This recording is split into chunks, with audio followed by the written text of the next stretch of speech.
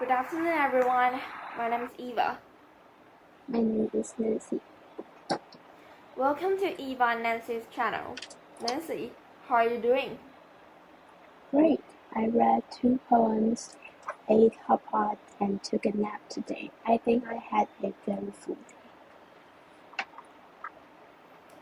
Sounds great. When I finish my final exams, I'm going to eat hot pots and sleep all the time too. Then you have to wait for a really long time. You still have the law department exams to finish. I know. Don't remind me. I don't want to face it. And by the way, which 2 poems did you read? Oh, I read The Ruin Maid and Are You Digging on My Grave? These poems are amazing. You can read them when you have time. I know these 2 poems. Is the author Thomas Hardy? Yes, but I don't know any other information about him. He is good at writing poetry and novel, and good at telling a sad story in a happy way. He also said these famous quotes: "A resolution to avoid an evil is seldom framed till the evil is so far advanced as to make avoiding it impossible." What this means is that when we decide to do something, it's already too late. It sounds so sad, but it seems to make sense. When I want to start studying, I'm not going to pass my final exam. Stop continuing to mention final exams. Sorry, but so many people say that it's never too late to start. Yeah, they always say that now is the best time to start. That seems to make sense too. If you start studying now, you may still get a 10 from the final exam. Do you really want to be beaten? Nah, I'm just kidding. So, do you want to share with our audience what these 2 poems are about? Yeah, sure. The Ruin Maid is a story about a country girl who becomes a prostitute. She becomes a prostitute in pursuit of money, but she feels very disgusted by the fact that she became a prostitute, and she keeps warning other girls not to follow the same path as her. It sounds so sad. I remember this poem as Thomas Hardy's resistance to capitalism. Capitalism is the rampant arrogance of society, women, and the simple and beautiful countryside. The men who have sex with women are like a train running through the fields, out of place. Yes, for the sake of life, or in fact, for their own desires. The original simple self had to bow to capitalism. Yes, Thomas Hardy uses the connection between beautiful appearance and the truth to show us that we are losing ourselves in the pursuit of material things. As the prostitute in the story slowly becomes richer, better looking, and less of a country bumpkin, she also loses the purest, most beautiful version of herself. Yes, what she lost was the most precious thing that no amount of money could ever get back. That's probably why she's warning other girls not to follow her lead. Right. Gosh, it's really a sad and realistic story.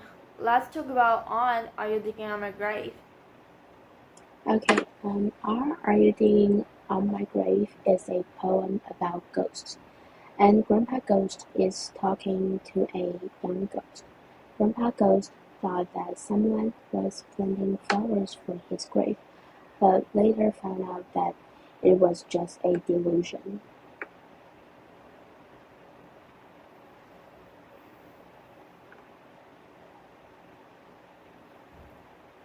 remember a lot, it says that when you die, you have nothing left to lose because you have nothing left. There is nothing you can do after you die. You can only stay quietly in your grave. Your love and hate stop after your life stops. So you won't feel sad. After you died, no one is faithful for you. No one wants to do good things for you. The mad ghost thought the dog was bringing flowers for his grave, but it turned out it just wanted to dig a hole to bury the bones. The mad ghost even praised the dog as man's most loyal friend. In the end, even the dog didn't care about the dead.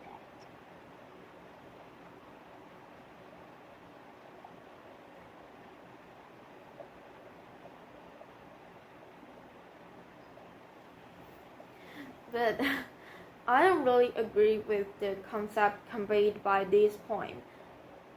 I don't think people will not be concerned by other people after they die. And it's not like people will not have any love and hatred after death.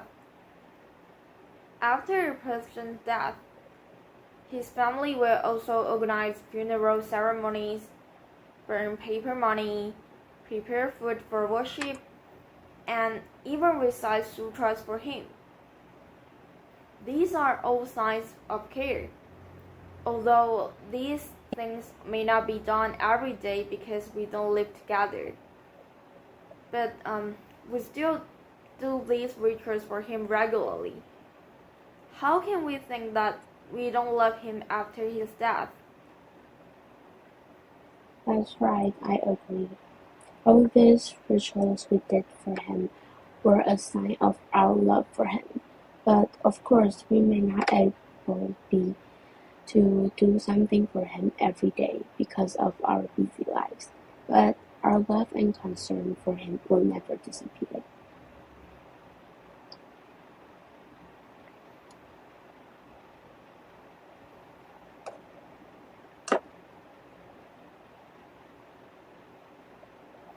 Absolutely right. And people will still have emotion after death. There will still be love and hate. I believe my family will still love me very much after death.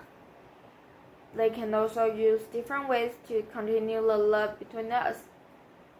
He may come to my dreams, live in my memories, or even continue to love me in another world.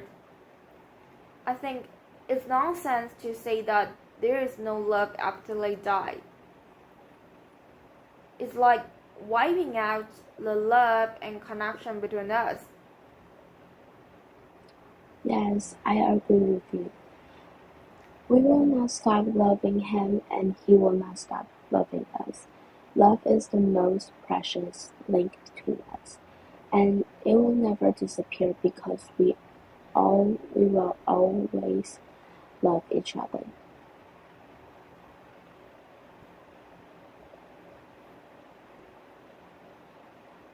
There is no way that the life and death can stop the love between us. He just went to the other world to wait for us first. When I die and go to him, I will still be his family and continue our love. That's where we disagree with Thomas Hardy. Yeah, but he still wrote many great poems and novels. We still enjoy his other works.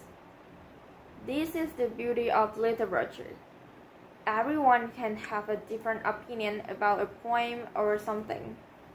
We can share each other's ideas and explore our own hearts and minds.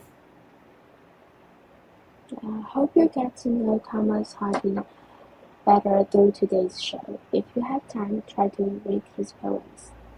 Thank you for watching. See you next time. Bye bye. Bye.